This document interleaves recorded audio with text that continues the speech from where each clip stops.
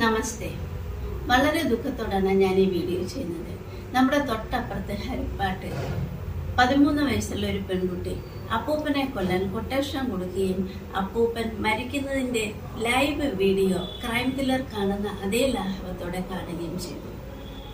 കുട്ടികളെ ഈ മാനസികാവസ്ഥയിൽ എത്തിച്ചത് സമൂഹമാണോ കുടുംബമാണോ നമ്മൾ ചിന്തിക്കേണ്ടിയിരിക്കുന്നു.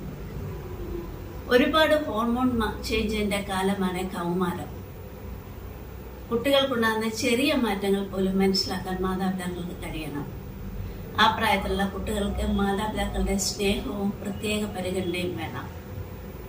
മാതാപിതാക്കൾ കുട്ടികൾക്ക് നല്ല വിദ്യാഭ്യാസം മാത്രം കൊടുത്താൽ പോരാ, ധർമ്മബോധമുള്ള മക്കളായിട്ട് വളർത്താൻ വേണ്ടുന്ന എല്ലാം കൊടുക്കണം.